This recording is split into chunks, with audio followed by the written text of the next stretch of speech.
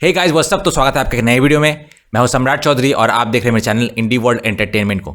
तो रिसेंटली हमारे prime minister का जो नामीबिया विजिट था, वहाँ पे नामीबियन मीडिया और लोगों का क्या रिएक्शन है, ये वीडियो बाय द वे बहुत सारे इंडियंस तक पहुँच गए क्योंकि वहाँ का लैंग्वेज जो है, मेन लैंग्वेज इंग्लिश है और इंग्लिश जैसे ही होता है लैंग्वेज तो इंडियन ऑडियंस ज़्यादा हो जाता है। खैर कुछ गिने चुने नामीबियन कमेंट्स को मैंने ढूंढ निकाला है जो कि आपको वीडियो के एंड में देखने को मिलेगा। फिलहाल हमें इस वीडियो में पता चलेगा कि किस हद तक जो गवर्नमेंट है इंडिया, नामीबिया सहित दूसरे अफ्रीकन देशों को भी किस लेवल तक हेल्प कर रहा है।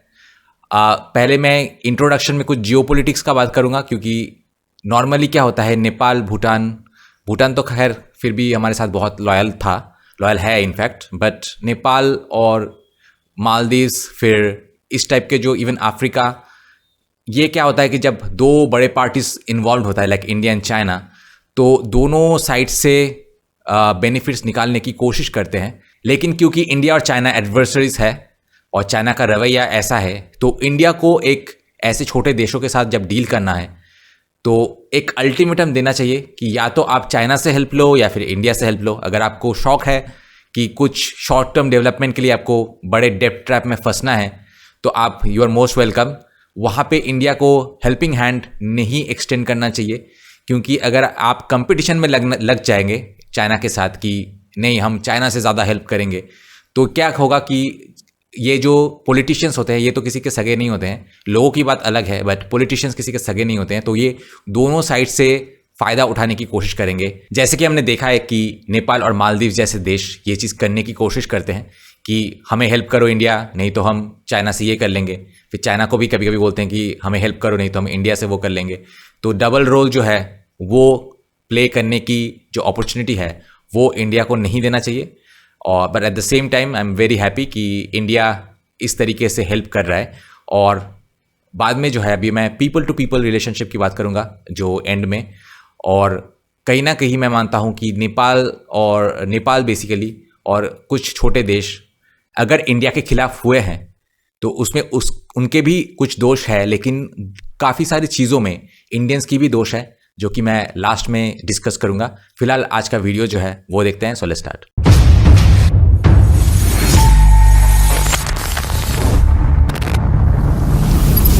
दोस्तों 28 जुलाई को मेरा पहला आसामी शॉर्ट फिल्म जो कि ऑलरेडी एक बहुत बड़ा हिट था, जो कि अभी 6 लाख व्यूज क्रॉस कर चुका है, उसका हिंदी डब्ड वर्जन आपको 20 जुलाई को देखने को मिलेगा। रिलीज होने पे लिंक मैं शेयर कर दूंगा और हो सके तो आप लोग प्लीज़ मुझे सपोर्ट कीजिए।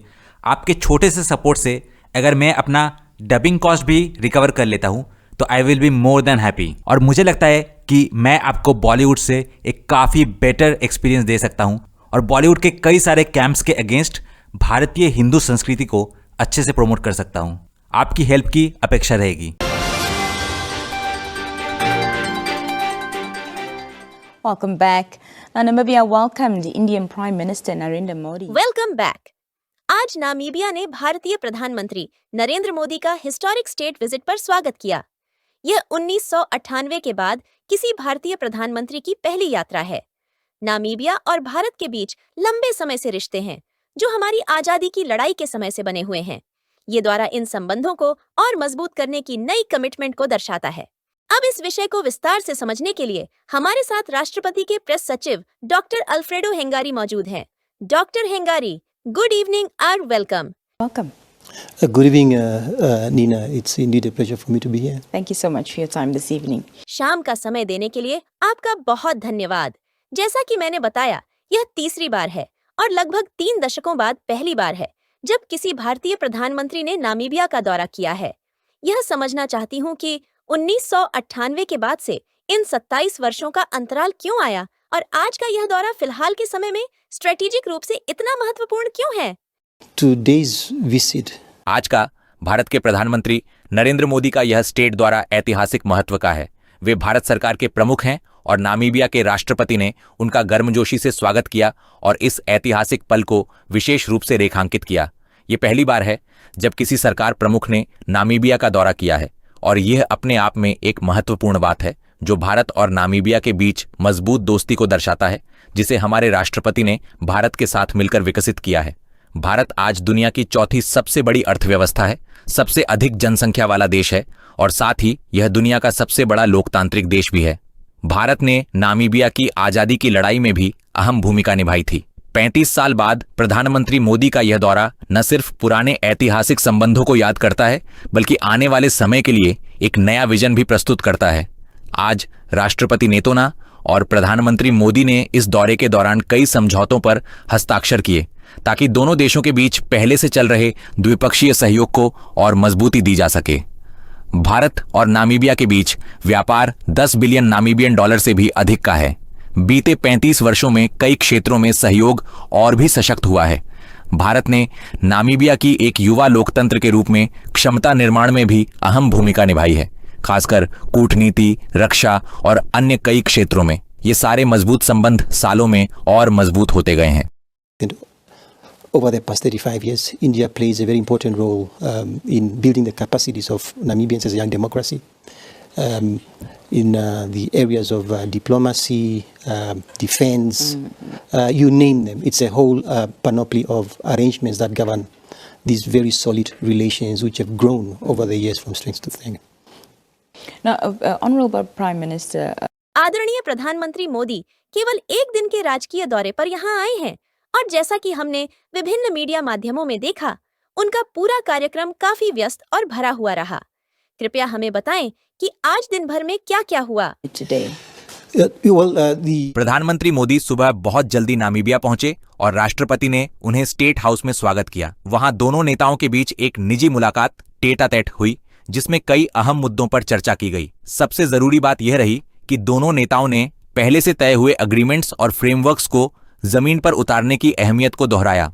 राष्ट्रपति हमेशा यह बात कहते आए हैं कि वैल्यू एडिशन यानी कच्चे माल को तैयार उत्पादों में बदलना रोजगार देने के लिए बेहद जरूरी है। अगर नामीबिया सिर्फ कच्चा माल निर्यात करता है तो इसका मतलब है कि हम अपने रोजगार भी बाहर भेज रहे हैं। इसी वजह से भारत के साथ सहयोग कर कृषि सहित कई क्षेत्रों में वैल्यू एडिशन की क्षमता को बढ़ाना एक बड़ा मुद्दा रहा। इस निजी बातचीत और बाद में प्रधानमंत्री मोदी और राष्ट्रपति द्वारा की गई आधिकारिक बैठकों में कुल 4 समझौतों पर हस्ताक्षर हुए। ये समझौते पहले से चल रहे समझौतों और एमओयू की सूची को और आगे बढ़ाते हैं, जो दोनों देशों के बीच कई क्षेत्रों में हैं। Subsequent to that, a number of agreements were signed. Yeah. For in total to augment already a growing list of agreements. आज के समझौते खास तौर पर हेल्थ, बायोफ्यूल्स, एंटरप्रेन्योरशिप और climate resilient disaster risk building को लेकर केंद्रित रहे।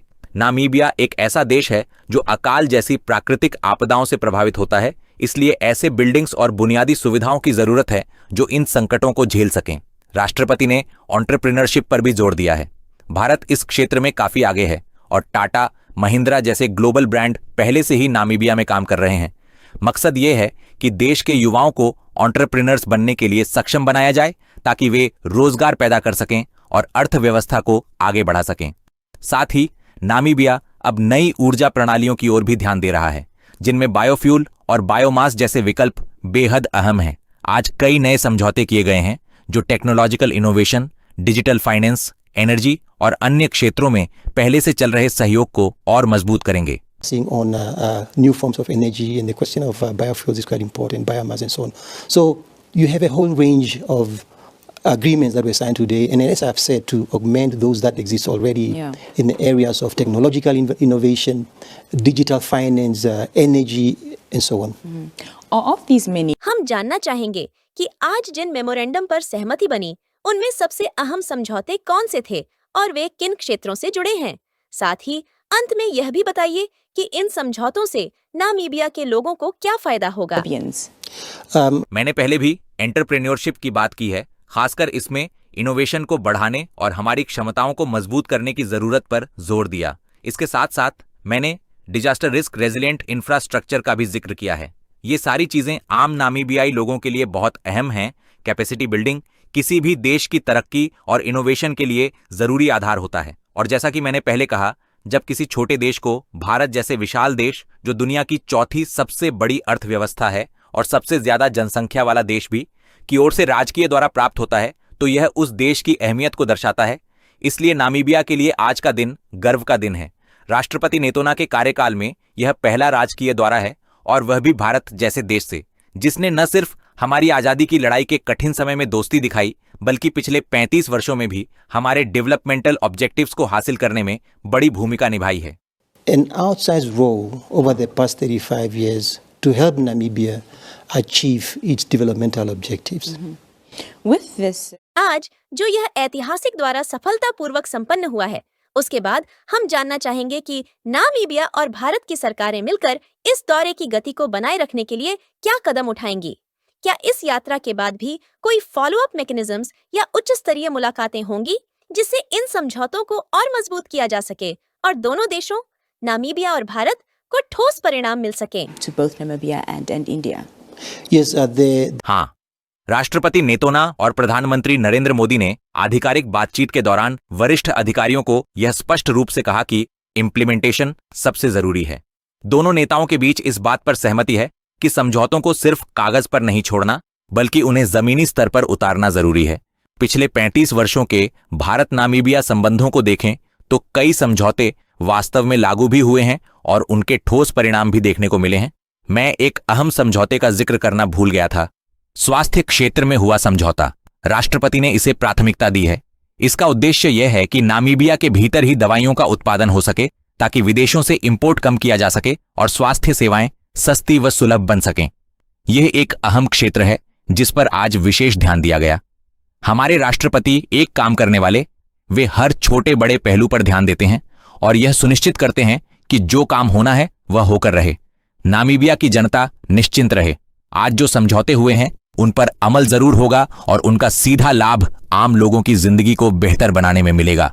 राष्ट्रपति का यही उद्देश्य है कि हर अंतर्राष्ट्रीय समझौता आम नागरिकों के जीवन स्तर को ऊंचा करे। मैं यह भी जरूर कहना चाहूंगा कि हमारे दोनों नेता, राष्ट्रपति नेतोना और प्रधानमंत्री नरेंद्र मोदी, वैश्विक चुनौतियों को लेकर एक जैसी सोच रखते हैं। वे मल्टीलैटरल ऑर्डर को मजबूत करने के कमिटेड हैं, यूएन सिक्योरिटी काउंसिल जैसी संस्थाओं में सुधार चाहते हैं और कई अंतर्राष्ट्रीय मुद्दों पर भारत और नामीबिया की सोच एक जैसी है। भारत G20 और ब्रिक्स का सदस्य होने के नाते ग्लोबल साउथ यानी डेवलपिंग कंट्रीज की आवाज उठाने में एक अहम भूमिका निभा रहा है और नामीबिया भी उसका एक्टिव पार्ट है। where India, as a member of the G20 as well as the BRICS country, is playing a pivotal role in supporting countries of the global south, of which Namibia is an active participant. Doctor angry, हमेशा की तरह आपको हमारे साथ पाकर खुशी हुई। आपने समय निकाला, इसके लिए हम आपके आभारी हैं। आज रात हमारे साथ जुड़ने के लिए धन्यवाद। After this very brief break, do stay with us here on the Daily.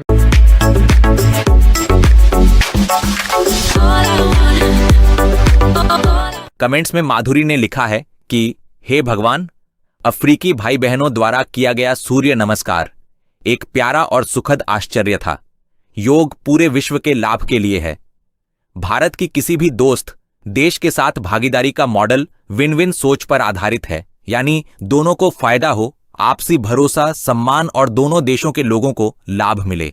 उसके बाद मिस्टर चंद्रशेखरन ने लिखा है कि मोदी जी का बहुत ही शानदार स्वागत हुआ। यह अफ्रीका यात्रा बहुत ही शानदार और सबसे सफल रहा। उसके बाद सुलेकोडी नीलम्मा माडप्पा ने लिखा है, प्रधानमंत्री मोदी जी की हर विदेश यात्रा भारत को कल्चरली, इकोनॉमिकली और साइंटिफिक रूप से मजबूत बनाती है।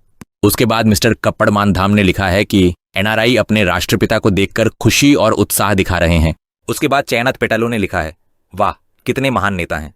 उसके बाद शिरीष कुमार एर्रा ने लिखा है कि भारत हमेशा अफ्रीका का समर्थन करता रहेगा। उसके बाद अनबुआजागन ने लिखा है, भारत के प्रधानमंत्री मोदी जी दुनिया के महान नेता हैं। उसके बाद सरोजाबाई ने लिखा है कि 5वीं कक्षा पास एक नेता पिछले 11 सालों से भारत चला रहा है, यही भारत की जनता की किस्मत है। इसके जवाब में लिखा है कि वाह क्या सोच दिखाई है।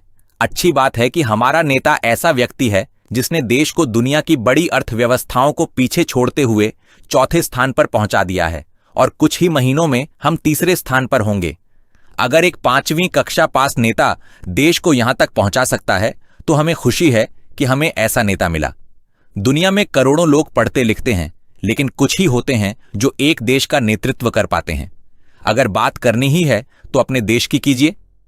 आखिर वहां पढ़े लिखे नेता होने के बावजूद विकास और अर्थव्यवस्था के मामले में इतना पीछे क्यों हैं? खुद को इन बेकार की बातों में मत उलझाइए। देश की सेवा करो, सिर्फ मेवा खाने से देश नहीं चलेगा। उसके बाद यशवंत सुनतियान ने लिखा है कि प्रधानमंत्री नरेंद्र मोदी की नामीबिया की ऐतिहासिक यात्रा भारत अफ्रीका साझेदारी में एक बड़ा मील का पत्थर है। आर्थिक सहयोग से लेकर ऊर्जा, वाइल्ड लाइफ कंजर्वेशन से लेकर डिजिटल टेक तक यह द्वारा भविष्य के लिए एक साहसी योजना पेश करता है। उसके बाद कीकुंग 4277 ने लिखा है कि भारत अफ्रीका की किस चीज में मदद कर सकता है? बुनियादी ढांचा नहीं, वित्तीय मदद नहीं, सेना नहीं, निवेश नहीं, कृषि की जानकारी नहीं, तो अफ्रीका गया ही क्यों?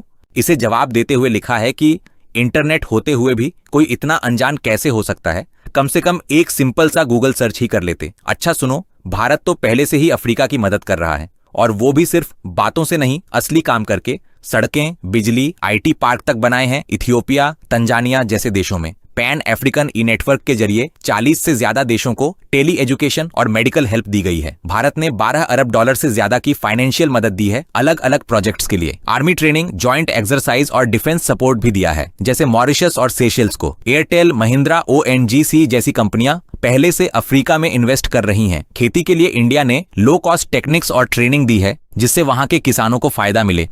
पीएम मोदी वहां घूमने नहीं, समझदारी से रिश्ते बनाने गए थे, और इंडिया हमेशा से बिना किसी लालच के साथ दे रहा है।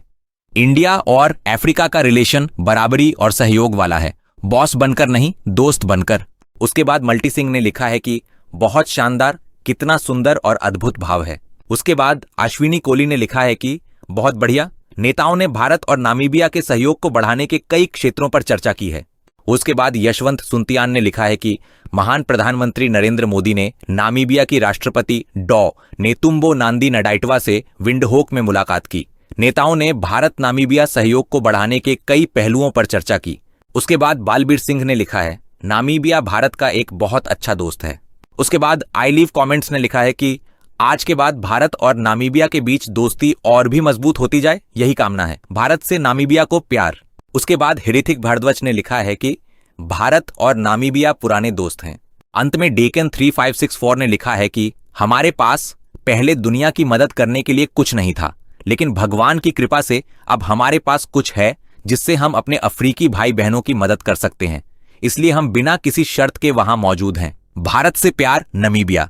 हमारी कामना है कि हमारे अफ्रीकी भाई बहन भारत के साथ साझेदारी में पहले से कहीं ज्यादा तरक्की करें।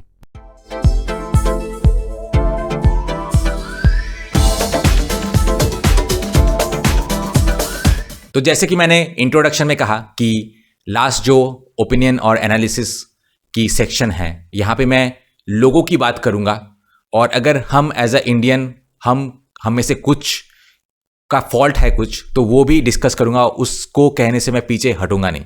तो डेफिनेटली इंडिया ने, नेपाल, अफ्रीका के बहुत सारे देशों ने, ऐसे देशों को, छोटे देशों को बहुत हेल्प किया है, और बांग्लादेश जैसे देश तो कम्प्लीटली एहसान फरामोश है। लेकिन बहुत सारे जगह में मैं आजकल एक मीम देख रहा हूँ कि हमारे कोई लड़की जो है, Korean lovers, so called Korean lovers, एक नंबर की निब्बी जो है, वो किसी को मतलब एक मीम शेयर हो रहा है कि वो कोरियन लड़का समझ के किसी लड़के से प्यार करके बैठता है, और बाद में देखता है कि वो कोई नेपाली वॉचमैन है। इनफैक्ट बहुत पहले से ही जो है नेपालियों को इस तरीके से वॉचमैन, शाबजी, ये सब बोल के इस तरीके से स्टीरियोटाइप किया जाता है। जबकि अगर आप एक्चुअली काठमांडू में जाए, एक्चुअली नेपाल में जाए, तो उनका फैशन सेंस हमारे कई सारे स्टेट्स में से कई ज़्यादा बेटर है। वो जो ड्रेस पहनते हैं, कई सारे जो स्टाइलिश ड्रेस है ना, इनफैक्ट काठमांडू में मैंने बहुत सारे ऐसे स्टाइलिश ड्रेस देखे हैं, स्टाइलिश ड्रेसेस और बहुत कुछ जो है एक्सेसरीज, जो कि इंडिया में भी बहुत कम स्टेट्स में मिलता है। तो वो लोग काफ़ी कूल, काफ़ी स्टाइलिश होते हैं, और उनको वॉचमैन और स्टीरियोटाइप, इस तरीके से स्टीरियोटाइप करना। और फिर हमारे सिक्किम और दार्जिलिंग में भी तो काफ़ी सारे नेपाली है, और ट्रस्ट में मैंने देखा है, कोरियंस को भी देखा है, और हमारे जो नॉर्थ ईस्ट के लोग हैं, दार्जिलिंग सिक्किम के लोग भी देखे हैं। और मुझे तो लिटरली बिना प्लास्टिक सर्जरी के वो काफ़ी ज़्यादा सुंदर लगते हैं, काफ़ी बेटर है, कोरियन से काफ़ी ज़्यादा बेटर लुकिंग है नेचुरली। उनको प्लास्टिक सर्जरी की ज़रूरत नहीं पड़ता है। एंड ट्रस्ट मी, मैं ये दावे के साथ कह सकता हूँ कि जो नेपाली है, हमारे खास करके हमारे सिक्किम, दार्जिलिंग के जो नेपाली है, they are much better looking than Koreans. Koreans इतने सारे मेकअप थोप के, प्लास्टिक सर्जरी करा के जितना अच्छा लगता है, हमारे यहाँ पे नेचुरली उससे बेटर दिखते हैं।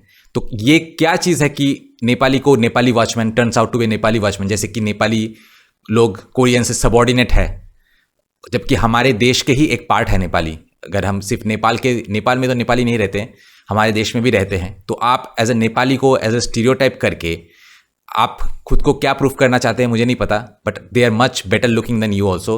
और अंदर से जो है इतने घटिया मेंटेलिटी नहीं होता है कि कोरियन के तलवे चाटने वाले। तो आज अगर कुछ नेपालियों के अंदर में इंडियंस के एक ट्रीटमेंट को लेके, इंडियंस जिस तरीके से नेपालियों को ट्रीट करते हैं उसको लेके थोड़ा वो खफा है, थोड़ा वो गुस्सा है उनके अंदर, उसका कुछ ना किसी हद तक जिम्मेदार मैं ऐसे इंडियंस को मानता हूं जो इस तरीके से उनको बिलिटल करते हैं, उनकी बेइज्जती करते हैं और खुद को पता नहीं क्या समझते हैं।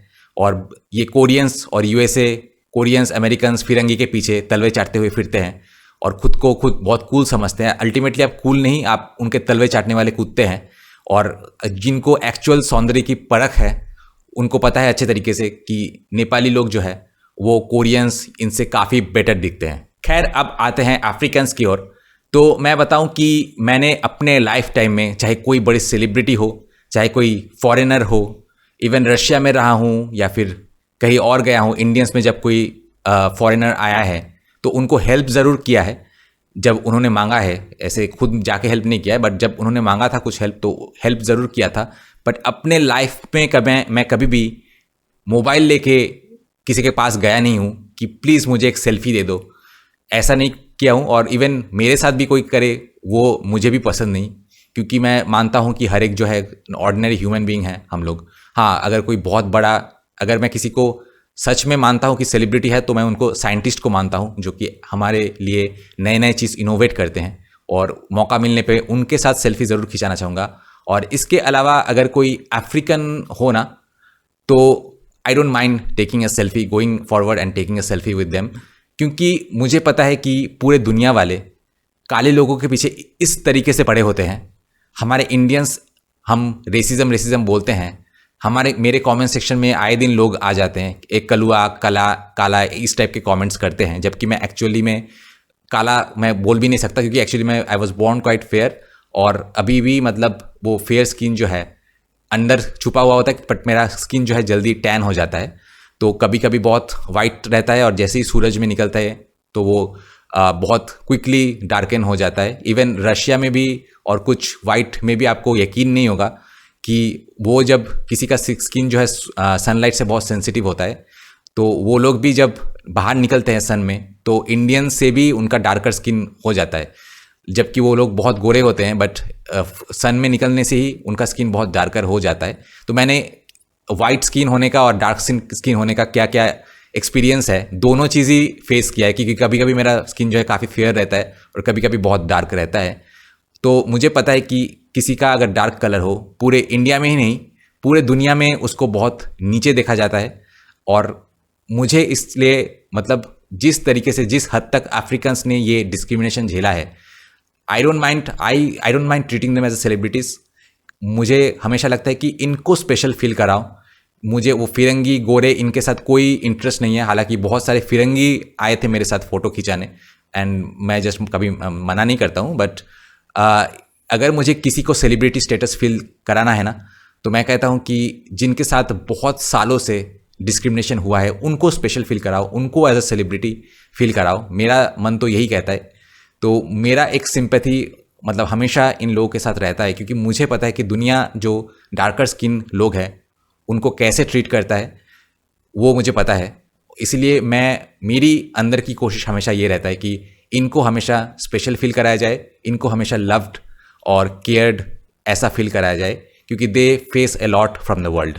तो आज के लिए मुझे बस यही कहना है, होप कि आने वाले टाइम पे डार्कर स्किन नेपाली इनके खिलाफ ये जो स्टीरियोटाइप है, ये जो डिस्क्रिमिनेशन है, ये एंड हो। हमारे इंडियन जो कुछ गैर मतलब बुद्धि नहीं है, जिनके मोटा बुद्धि है, उनके दिमाग में इतना बुद्धि आए कि ऐसे घटिया हरकतें ना करे।